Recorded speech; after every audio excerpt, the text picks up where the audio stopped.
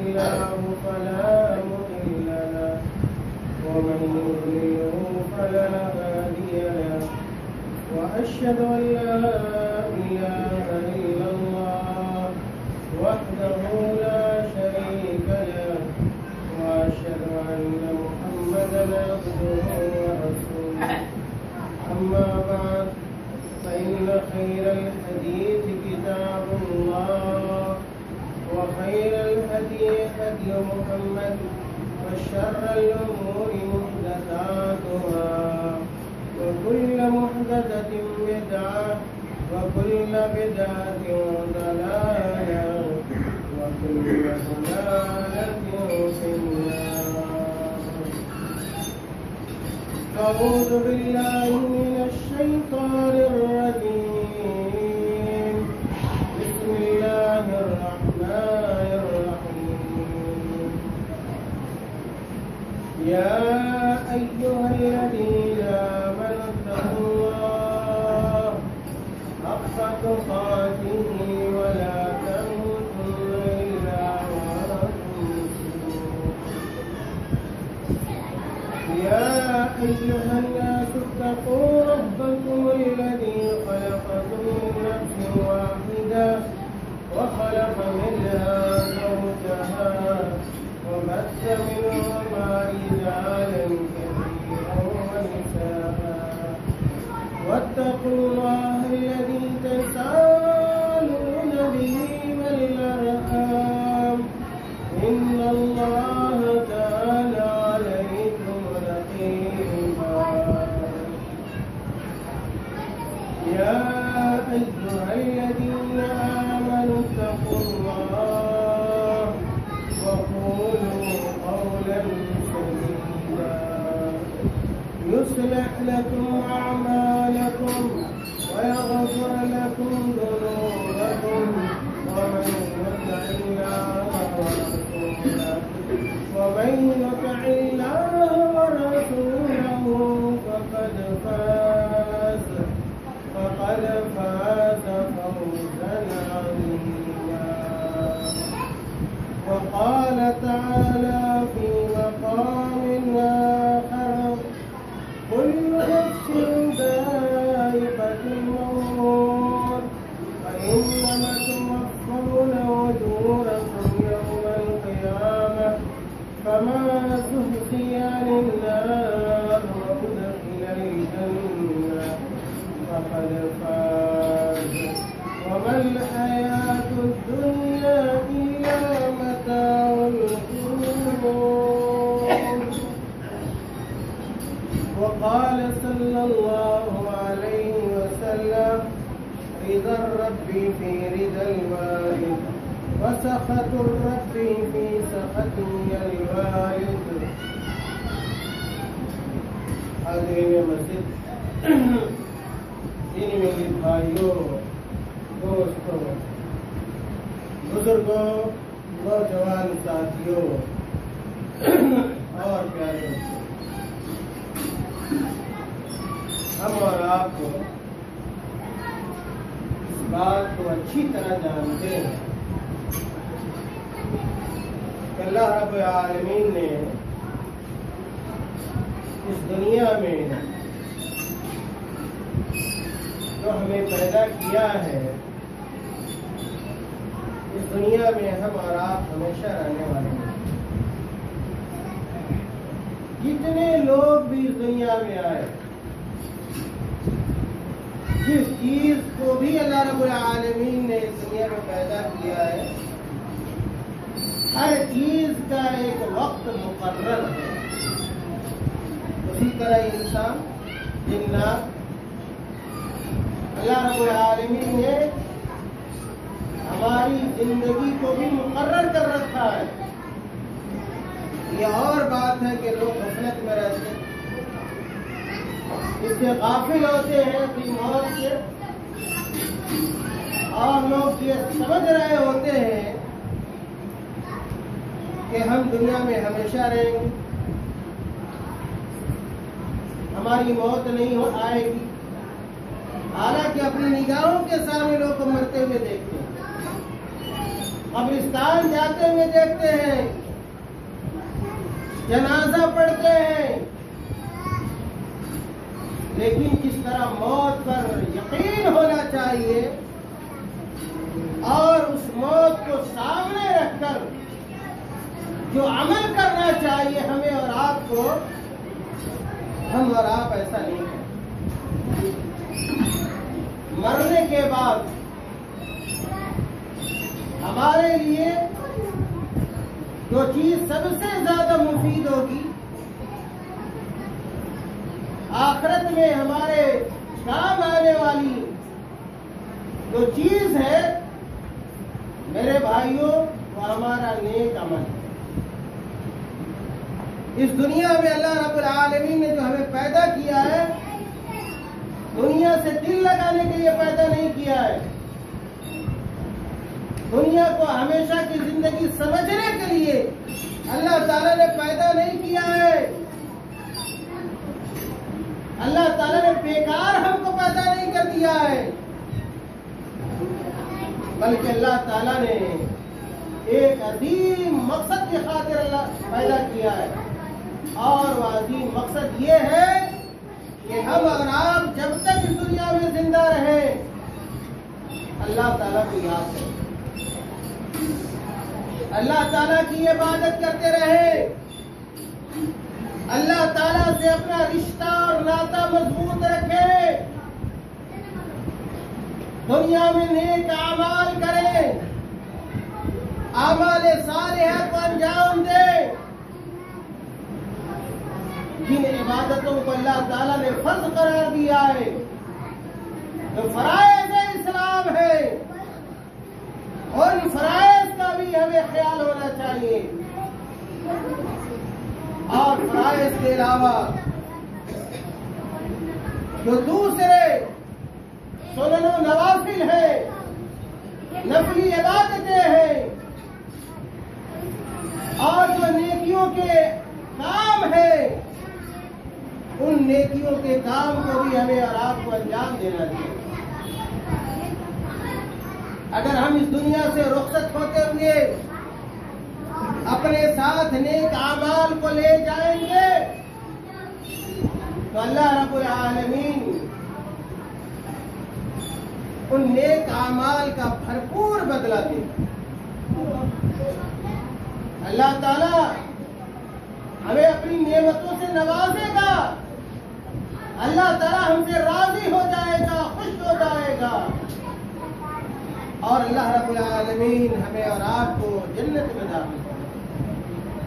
تو ہمارا اور آپ کا سب سے بڑا ٹارگٹ ہونا چاہیے دنیا میں رہتے ہوئے، ہم دنیا میں اس لیے رہے کہ ہم اللہ تعالیٰ کو راضی کریں، اللہ تعالیٰ کو خوش کریں، اور ہم دنیا میں رہ کر نیک اعمال کریں، تاکہ کل قیامت میں اور آخرت میں اللہ تعالیٰ اس کا بہتر بدلہ ہمیں جنت کی شکل میں عطا کرے۔ میرے بھائیوں، جس آدمی کو مرنے کے بعد جنت مل گئی، جنت میں چلا گیا، اس کے حق میں جنت کا فیصلہ کر دیا گیا، دراصل وہی آدمی کامیاب ہے، وہی آدمی کامیاب آدمی ہے۔ اللہ تعالیٰ نے قرآن میں کہا ہے، وہ آیت میں نے پڑھی ہے، سورہ آل عمران کی آیت نمبر 185، اللہ رب العالمین نے قرآن کریم کا ارشاد فرمایا اور کہا کل نفس ذائقۃ الموت۔ اللہ تعالیٰ نے کہا اے دنیا والوں سنو، اے عقل مندو سنو، اے دولت مندو سنو، اے بزرگوں سنو، اے نوجوانوں سنو، اے مردوں سنو، اے عورتوں سنو، سب کے لیے اللہ تعالیٰ نے یہ سب نازل فرمائے۔ اللہ تعالیٰ نے کہا کل نفس ذائقۃ الموت، ہر نفس کو موت کا مزہ چکھنا، آپ چاہے نہ چاہے۔ کوئی ایسا ہے جو مرنا نہ چاہے اور موت اس کو نہ آئے؟ آپ چاہیں نہ چاہیں جو زندگی ملی ہوئی ہے اس کے بعد آپ کو مرنا ہے، کام بھاگ کر جائیں گے۔ جب جوانی رہتی ہے اللہ تعالیٰ یاد نہیں آتا، جب صحت ملی ہوئی ہوتی ہے اللہ تعالیٰ یاد نہیں آتا ہے، دولت ہوتی ہے اللہ تعالیٰ یاد نہیں آتا ہے۔ میرے بھائیوں، اللہ تعالیٰ نے کہا کل نفس ذائقۃ الموت، ہر نفس کو، ہر جان کو موت کا مزہ چکھنا ہے، اور موت آئے گی ہم مر جائیں گے معاملہ ختم ہو جائے گا؟ نہیں، ایسا نہیں ہوگا۔ اللہ تعالیٰ نے آگے کہا وَإِنَّمَا تُوَفَّوْنَ أُجُورَكُمْ يَوْمَ الْقِيَامَةِ، کہ دنیا میں ہم آپ جو کچھ کر کے جائیں گے، اچھا برا عمل جو بھی کریں گے، ہمارے اس اچھے اور برے عمل کا بدلہ، پورا پورا بدلہ، رتی برابر بھی اللہ تعالیٰ اسی میں کمی نہیں کرے۔ اگر ہم نے اچھا کام کیا ہوگا اور اس اچھے کام کا جو بھی اجر اور ثواب ہو سکتا ہے اللہ تعالیٰ عطا فرما دے گا، اور اگر ہم نے برائی کی ہوگی، گناہ کا کام کیا ہوگا، اللہ تعالیٰ اس کا بھی بدلہ ہمیں قیامت میں دے گا۔ آگے اللہ تعالیٰ نے کہا فَمَنْ زُحْزِحَ عَنِ النَّارِ وَأُدْخِلَ الْجَنَّةَ، اے لوگوں سنو، فَمَنْ زُحْزِحَ عَنِ النَّارِ، آخرت میں، قیامت میں جو آدمی جہنم سے ہٹا دیا جائے، جہنم سے پھیر دیا جائے گا، فقد فاز، وہی آدمی حقیقی معنوں میں کامیاب آدمی۔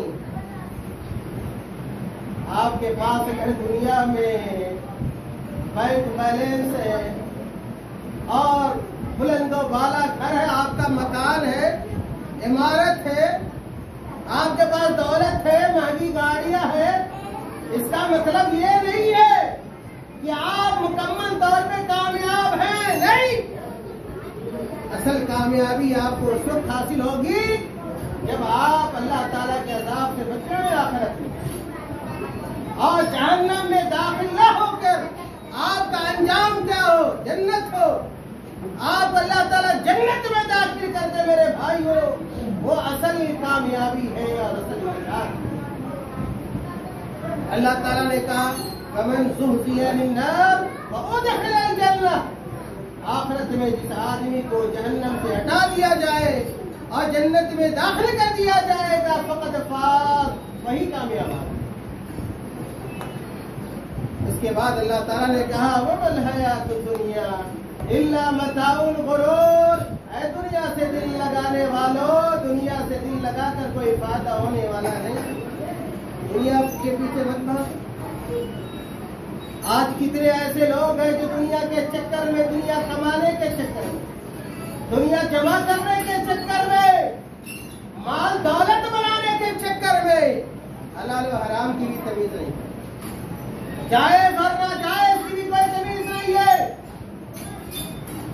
بھائیوں کا حق مار رہے ہیں، بہنوں کا حق مار رہے ہیں، پڑوسیوں کا حق مار رہے ہیں، حرام تجارت اور کاروبار کر رہے، فلاں کا دل دکھا رہے، فلاں کا لوٹ رہے، کھسوٹ رہے، اور یتیموں، بیواؤں، بے کسوں کو ناحق ستا رہے، اور یہ سمجھتے ہیں کہ دنیا ہمیشہ رہے گی، نہیں۔ اللہ تعالیٰ نے کہا وَمَا الْحَيَاةُ الدُّنْيَا إِلَّا مَتَاعُ الْغُرُورِ، لوگوں سنو، یہ دنیا دھوکے کا سامان ہے، دنیا دھوکے کا سامان ہے، اور ایک عقلمند آدمی اور ایک مومن اور مسلمان آدمی کبھی گھاٹے کا اور دھوکے کا سودا نہیں کرتا۔ میرے بھائیوں، میں نے شروع میں اشارہ کیا کہ آخرت میں ہمارے کام آنے والی جو چیزیں ہیں وہ اعمال صالحہ، اور ہم نے یہ بھی اشارہ کیا کہ اعمال صالحہ میں شمار ہے، اور ان اعمال میں فرائض اسلام ہے۔ سب سے پہلے توحید، ہمارا عقیدہ درست ہو، ہم نماز کے پابند ہوں، اگر اللہ نے مان دیا ہے ہم اسلام کے قانون کے مطابق زکات نکالے، رمضان کا مہینہ آئے ہم روزہ رکھیں، اگر اللہ نے اتنا مان دیا ہے، دولت دی ہے کہ ہم بیت اللہ کی زیارت کر سکتے ہیں، حج کر سکتے ہیں، تو ہمیں حج بھی کرنا چاہیے، اور اس کے علاوہ دیگر بڑے بڑے اعمال صالح ہیں۔ ان کے علاوہ میرے بھائیوں چند ایسے اعمال ہیں جن کا ہمیں اپنی زندگی میں خیال رکھنا چاہیے۔ عام طور پر لوگ کچھ ایسے اعمال ہیں جو بہت ہی اہم ہیں اور بڑا اجر ہے ان کے اندر، لیکن لوگ انہیں نظر انداز کرتے ہیں، ان اعمال کا خیال نہیں رکھتے۔ میرے بھائیو یاد رکھو، اللہ کے حق کے بعد سب سے بڑا حق اگر کسی کا ہے تو والدین کا۔ یہ اعمال صالحہ میں ہے۔ اگر آپ اللہ کا حق ادا کر رہے ہیں اور کرنا چاہیے، اللہ کے حق کے بعد والدین کا حق سب سے اوپر ہے، سب سے مقدم ہے۔ اللہ کے نبی صلی اللہ علیہ وسلم نے والدین کے ساتھ اسے سلوک کرنے کا جو اجر ہے، جو ثواب ہے اور جو اس کی فضیلت ہے، اللہ کے نبی صلی اللہ علیہ وسلم نے اپنی بہت ساری حدیثوں میں بیان فرمایا ہے۔ میرے بھائیوں، اللہ کے نبی صلی اللہ علیہ وسلم کی حدیث کو بیان کرتے ہوئے حضرت عبداللہ ابن مسعود رضی اللہ تعالیٰ بہت نام اور صحابی گزرے۔ حضرت عبداللہ ابن مسعود رضی اللہ تعالیٰ عنہ کہتے ہیں، سألت رسول اللہ صلی اللہ علیہ وسلم ای الاعمال احب الی اللہ۔ صحابی رسول حضرت عبداللہ ابن مسعود رضی اللہ تعالیٰ عنہ کہتے ہیں کہ میں نے اللہ کے نبی صلی اللہ علیہ وسلم سے سوال کیا، پوچھا، کیا پوچھا انہوں نے؟ عبداللہ ابن مسعود رضی اللہ تعالیٰ عنہ نے یہ پوچھا، ای الاعمال احب الی اللہ۔ انہوں نے کہا، پوچھا اللہ کے رسول سے کہ اے اللہ کے رسول صلی اللہ علیہ وسلم، اعمال میں سے کون سا عمل اللہ تعالیٰ کو سب سے زیادہ پسند ہے؟ بہت اہم سوال تھا۔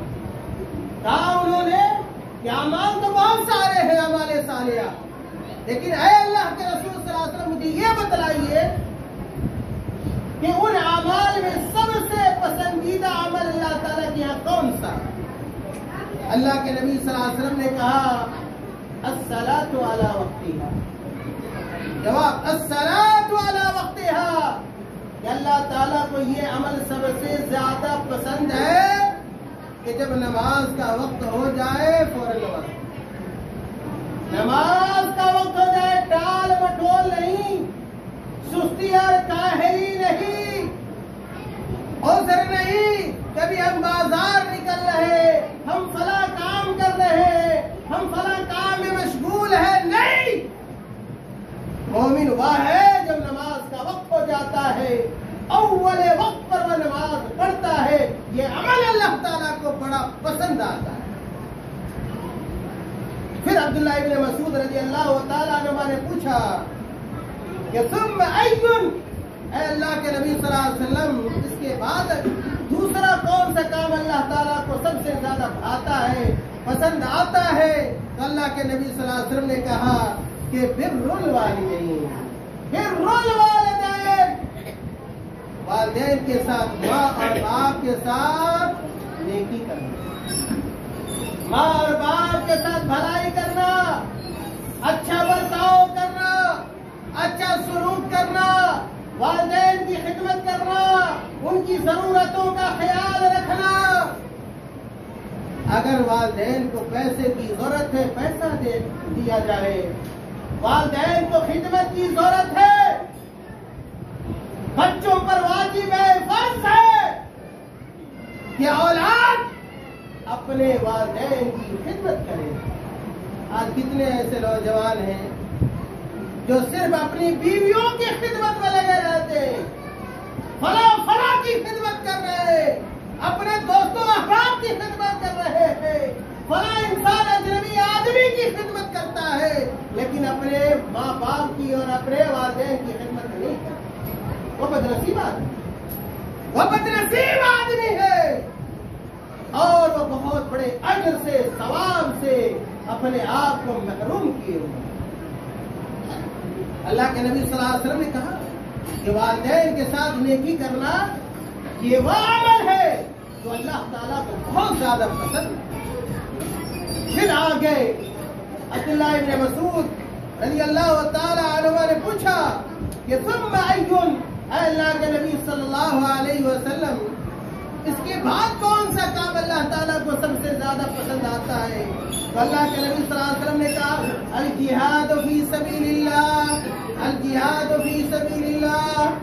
کہ تیسرا محبوب عمل جو اللہ تعالیٰ کے نزدیک ہے وہ یہ کہ اگر اسلام کو آپ کی ضرورت ہے، دین کو آپ کی ضرورت ہے، دین کو اگر آپ کی جان کی ضرورت ہے، آپ کے مال و دولت کی ضرورت ہے، اگر آپ کے وقت کی ضرورت ہے، اگر آپ کی بات کی ضرورت ہے، آپ کے اثر و رسوخ کی اگر اسلام اور مسلمانوں کو ضرورت ہے، تو آپ اپنی جان اسلام کے لیے قربان کر دیں، آپ اپنے مال کو اللہ کے لیے قربان کر دیں، اور اس میں پس و پیش سے کام نہ لے، ہیلا بہانا نہ کرے.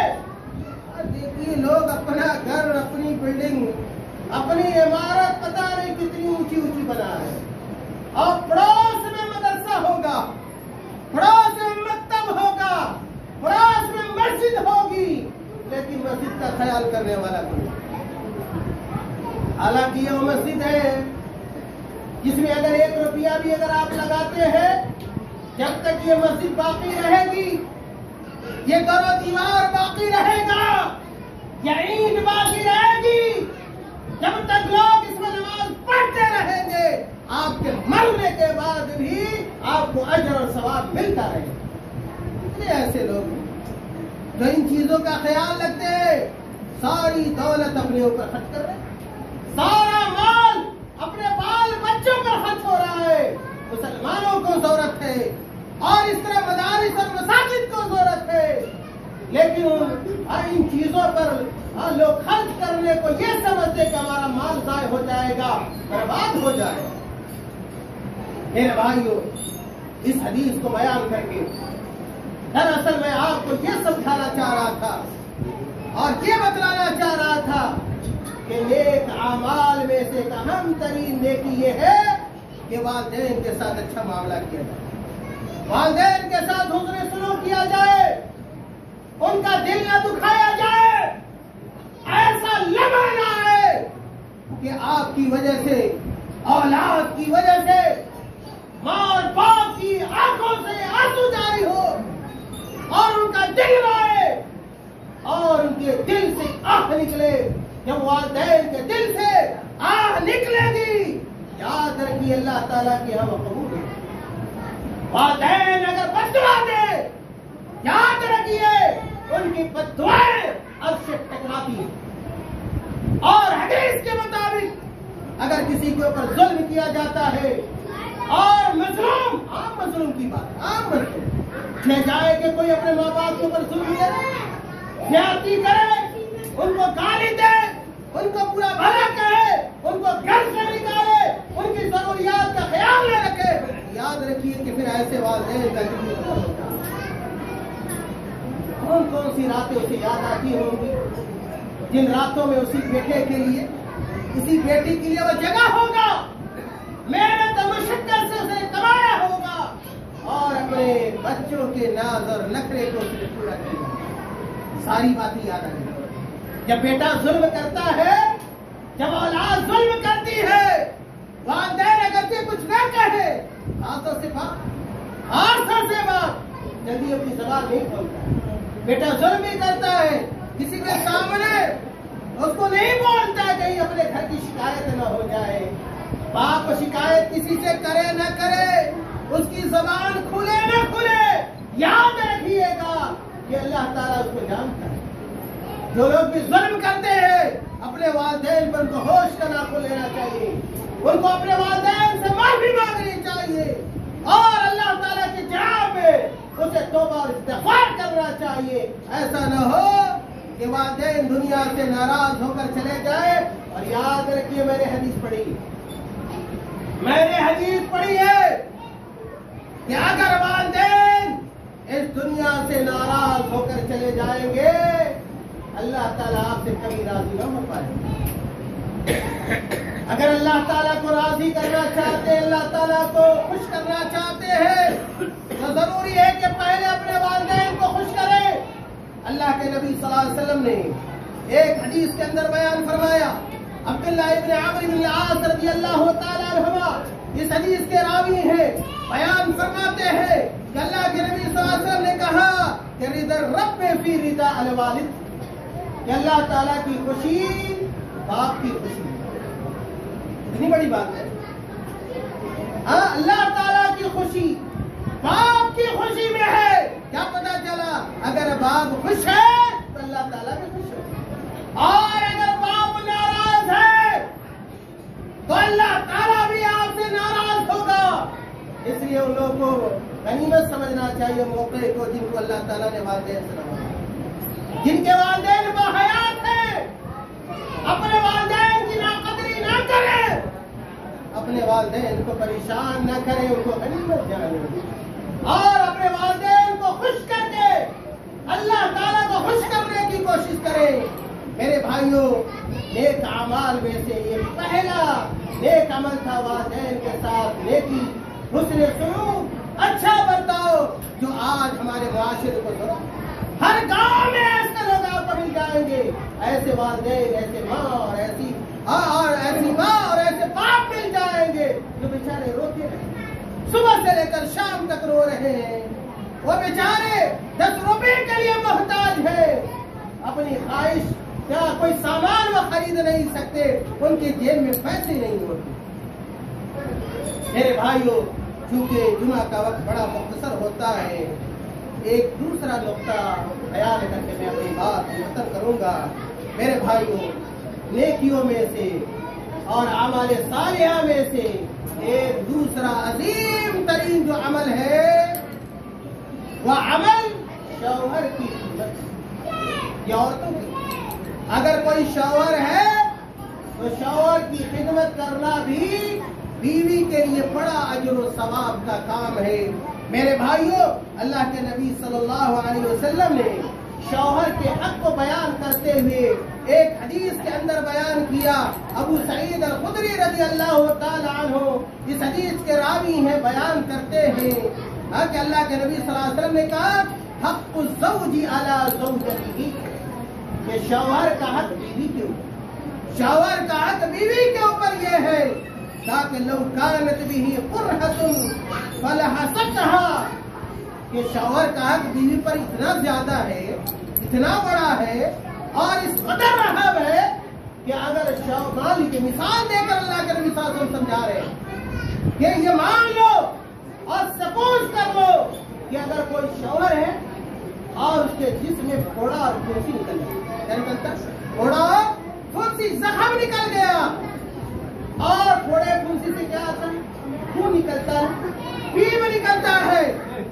आगे अल्लाह के नबी सल्लल्लाहु अलैहि वसल्लम ने कहा, अब इन ततर मिन खराह सदीदन औ दमन, या कि कोई आदमी है और उसको नक्सीर हो, क्या हो गया? नक्सीर, नाक से खून आने लगा। अल्लाह के नबी सल्लल्लाहु अलैहि वसल्लम कहते हैं कि शौहर का बीवी के ऊपर इतना ज्यादा और इतना बड़ा हक है कि अगर अपने शौहर के जिस्म से निकलने वाले खून और उसके पीठ को अगर अपनी जबान से चाट भी ले तो मुकम्मल तौर पर अपने शौहर के हक को वह अदा नहीं कर सकता। बड़ा हक है शौहर का, औरतें नहीं समझती, औरतें नहीं समझती है, बात बात में नाराज, बात बात में गुस्सा और अपने शौहरों की बात को नजरअंदाज कर देती کرتی ہے, ان کی باتوں کو نہیں مانتی ہے, جس کی وجہ سے گھر میں مسائل پیدا ہوتے ہیں, گھریلو جھگڑے ہوتے ہیں, طلاق کی نوبت تک آ جاتی ہے میرے بھائیوں. اس لیے عورتوں کو بھی یہ سمجھنا چاہیے اور اپنے شوہر کی خدمت دین سمجھ کر, ایمان سمجھ کر اور واجب فرض سمجھ کر کرنا چاہیے. بلکہ ایک حدیث کے اندر اللہ کے نبی صلی اللہ علیہ وسلم نے یہاں تک بیان فرما دیا کہ اللہ کے نبی صلی اللہ علیہ وسلم نے کہ دو طرح کے ایسے لوگ ہیں جن کی نمازیں قبول نہیں ہوتی. دو طرح کے ایسے لوگ ہیں جن کی نمازوں کو اللہ تعالیٰ قبول نہیں فرماتا ہے. ان کے نماز کا اجر ان کے سر سے اوپر نہیں جاتا. پہلا وہ آدمی یا پہلا وہ غلام, یاد رکھیے, جو اپنے آقا سے بھاگ جائے. پرانے زمانے میں غلام ہوا کرتے تھے اور ان کو خریدار بیچا جاتا تھا. اللہ کے نبی صلی اللہ علیہ وسلم نے کہا عبد ابق من موالیہ حتی یرجع. اس غلام کا نیک عمل, اس کی نماز قبول نہیں ہوتی ہے جو اپنے مالک سے بھاگ جائے یہاں تک کہ وہ غلام پھر سے اپنے مالک کے پاس آ جائے. دوسرا آدمی, یاد رکھیے, اللہ کے نبی صلی اللہ علیہ وسلم نے کہا کہ وامرأۃ عصت زوجها حتی ترجع, کہ اس عورت کی نماز قبول نہیں ہوتی ہے, اس عورت کی نماز قبول نہیں ہوتی ہے جو اپنے شوہر کی نافرمانی کرے, جو اپنے شوہروں کی نافرمانی کرے. ایسی عورت کی نماز کو جانتے ہیں نماز کتنی اہم عبادت ہے. اللہ کے نبی کہتے ہیں ایسی عورت کی نماز قبول نہیں ہوتی. میرے بھائیوں, یہ اعمال صالحہ میں سے دو عمل کے بارے میں نے بتلایا. پہلا عمل یہ ہے کہ والدین کی خدمت کی جائے, ان کے ساتھ اچھا سلوک اور برتاؤ کیا جائے. اور دوسرا عمل یہ ہے کہ بیوی کے لیے ضروری ہے کہ اپنے شوہر کی خدمت کرے. میرے بھائی, یہی نیک اعمال ہیں اور یہی اعمال صالحہ ہیں جن سے ہمیں دنیا میں بھی فائدہ پہنچے گا اور آخرت میں بھی فائدہ پہنچے گا. اس لیے جب اس طرح کے نیکی اور ثواب کا موقع ہمیں ملے, ہمیں اپنے موقع کو ضائع نہیں کرنا چاہیے, برباد نہیں کرنا چاہیے. ہمیشہ اپنی نگاہ کے سامنے, اپنی آنکھوں کے سامنے اپنی موت کو رکھنا چاہیے, اپنی اصلاح کرنی چاہیے. جو بھی کمیاں اور کوتاہیاں ہیں وہ دور کرنی چاہیے. جب موت آئے گی, آپ جوان ہیں, آپ بوڑھے ہیں, آپ بچے ہیں, آپ کی عمر کیا ہے, آپ کا منصب کیا ہے, آپ کا عہدہ کیا ہے, ان چیزوں کو موت دیکھنے والی نہیں. اس لیے ہر لمحے کو آخری لمحہ, ہر دن کو آخری دن سمجھیے, ہر شام کو آخری شام سمجھیے, ہر صبح کو آخری صبح سمجھیے. پتہ نہیں اگلا دن آپ کو نصیب ہو یا نہ. اللہ تعالیٰ ہم تمام لوگوں کو نیک اعمال کی توفیق عطا فرما دے. اللہ تعالیٰ ہمارے اعمال کی اصلاح فرما دے. اللہ تعالیٰ ہم تمام لوگوں کو اپنے والدین کی خدمت کرنے کی توفیق عطا فرما دے. اور اللہ تعالیٰ ہر بیوی کو اور اس کے شوہر کی خدمت کرنے کی توفیق عطا فرما دے.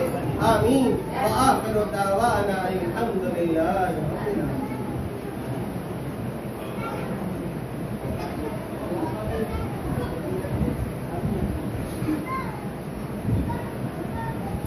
إن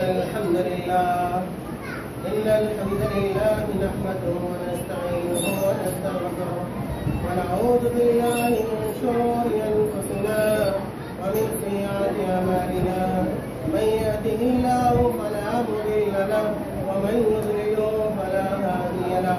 وأشهد أن لا إله إلا الله وحده لا شريك له وأشهد أن محمدا عبده ورسوله. اللهم صل على محمد وعلى آل محمد كما صليت على إبراهيم وعلى آل إبراهيم إنك حميد مجيد. اللهم بارك على محمد وعلى آل محمد كما باركت على إبراهيم وعلى آل إبراهيم إنك حميد مجيد. إن الله يأمر بالعدل والإحسان وإيتاء ذي القربى وينهى عن الفحشاء والمنكر والبغي يعظكم لعلكم تذكرون. واذكروا الله يذكركم ويغفر لكم ولذكر الله أعلم.